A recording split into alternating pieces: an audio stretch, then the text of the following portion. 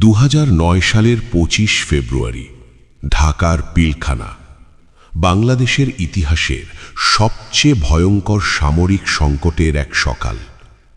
আর ঠিক সেই সময় যখন পুরো দেশ অপেক্ষা করছিল সেনাবাহিনীর একটি চূড়ান্ত সিদ্ধান্তের জন্য, অপারেশন হবে কি হবে না, ঠিক সকালের দিকে খবর আসতে শুরু করে পিলখানায় গোলাগুলির শব্দ। সীমান্তরক্ষী বাহিনীর সদর দপ্তরের ভেতরে পরিস্থিতি দ্রুত নিয়ন্ত্রণের বাইরে চলে যাচ্ছে। সেখানে উপস্থিত ছিলেন অসংখ্য সেনা কর্মকর্তা। অনেকেই এসেছিলেন একটি নিয়মিত দরবারে যোগ দিতে। কিন্তু হঠাৎই সবকিছু বদলে যায়। দরজা বন্ধ করে দেয়া হয়। বাইরে থেকে ভেসে আসে আতঙ্কিত খবর। ভেতরে থাকা অফিসারদের জিম্মি করা হয়েছে। ঢাকা শহরের ওপর যেন এক অদৃশ্য ভয়ের ছায়া নেমে আসে। মিনিটের মধ্যে খবর পৌঁছে যায় সেনাবাহিনীর উচ্চ পর্যায়ে। বাংলাদেশ সেনাবাহিনী তখন দ্রুত পরিস্থিতি বিশ্লেষণ শুরু করে। প্রশ্ন একটাই, পিলখানায় কি সরাসরি সামরিক অভিযান চালানো হবে? সেনাবাহিনীর অনেক ইউনিট প্রস্তুত হতে শুরু করে। ঢাকার আশেপাশের ক্যান্টনমেন্টগুলোতে অস্বাভাবিক তৎপরতা দেখা যায়। বিশেষ বাহিনীকে সতর্ক অবস্থায় রাখা হয়। কমান্ডোরা প্রস্তুত হচ্ছিলেন একটি সম্ভাব্য অভিযানের জন্য, কারণ ভেতরে আটকে ছিলেন দেশের সামরিক নেতৃত্বের গুরুত্বপূর্ণ অনেক কর্মকর্তা। তাদের জীবন এখন ঝুঁকিতে ছিল।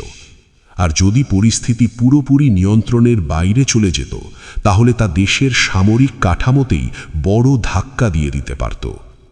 কিন্তু একটি বড় প্রশ্ন সামনে আসে, পিলখানার ভেতরে ঠিক কতজন বিদ্রোহী উপস্থিত আর কতজন জিম্মি?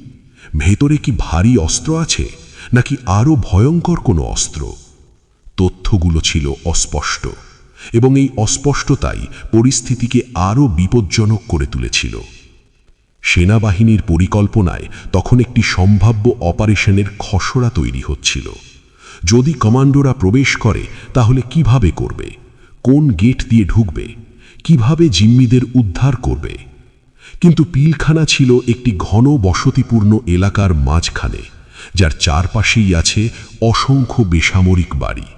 যদি ভারী অস্ত্র ব্যবহার করা হয়, তাহলে সাধারণ মানুষের জীবনও ঝুঁকিতে পড়তে পারে।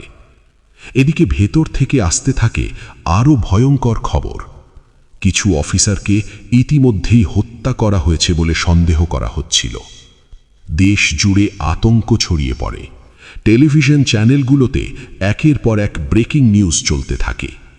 মানুষের মনে তখন একটাই প্রশ্ন, সেনাবাহিনী কি এখনই অভিযান চালাবে, নাকি অন্য কোনো পদক্ষেপ নেবে? সেনা সদর দপ্তরে তখন জরুরি বৈঠক চলছিল। সামরিক কমান্ডাররা দ্রুত সিদ্ধান্ত নিতে চেষ্টা করছিলেন এই সমস্যাকে কিভাবে সামাল দেয়া যায়। একদিকে ছিল জিম্মি অফিসারদের জীবন, অন্যদিকে ছিল একটি পূর্ণাঙ্গ সশস্ত্র সংঘর্ষের আশঙ্কা। যদি সেনাবাহিনী সরাসরি আক্রমণ করে, তাহলে বিদ্রোহীরা জিম্মিদের যে কোনো ক্ষতি করবে না তার কোনো নিশ্চয়তা ছিল না। আর যদি লড়াই ছড়িয়ে পড়ে, তাহলে পিলখানার ভেতরে রক্তক্ষয়ী যুদ্ধ শুরু হয়ে যেতে পারে। এই পরিস্থিতিতে আরেকটি পথ সামনে আসে, আলোচনা। সরকারের পক্ষ থেকে সিদ্ধান্ত হয় প্রথমে আলোচনার চেষ্টা করা হবে, বিদ্রোহীদের আত্মসমর্পণের সুযোগ দেয়া হবে। এদিকে সেনাবাহিনীর কমান্ডোরা তখনও প্রস্তুত অবস্থায় ছিলেন। অপারেশনের সব পরিকল্পনা তৈরি ছিল। কিন্তু শেষ মুহূর্তে একটি বড় সিদ্ধান্ত নেওয়া হয়। সরাসরি সামরিক অভিযান স্থগিত করা হয়। কারণ যদি সেই মুহূর্তে অপারেশন শুরু হতো, তাহলে পিলখানার ভেতরে ঠিক কী ঘটত তা কেউ নিশ্চিত করে বলতে পারত না। অবশেষে দীর্ঘ উত্তেজনার পর বিদ্রোহীরা ধীরে ধীরে আত্মসমর্পণ করতে শুরু করে। কিন্তু ততক্ষণে ইতিহাসের এক ভয়াবহ ট্র্যাজেডি ঘটে গেছে। দেশ হারিয়েছে বহু সেনা কর্মকর্তাকে। আজও সেই দিনের অনেক প্রশ্নের উত্তর পুরোপুরি পরিষ্কার নয়।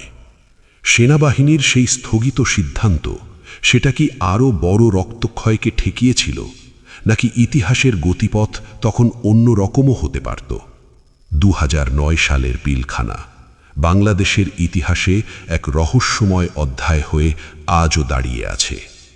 ভিডিওটি ভালো লাগলে হিমুক্স ফ্যাক্টস চ্যানেলটি সাবস্ক্রাইব করে বেল আইকনটি টিপে রাখুন।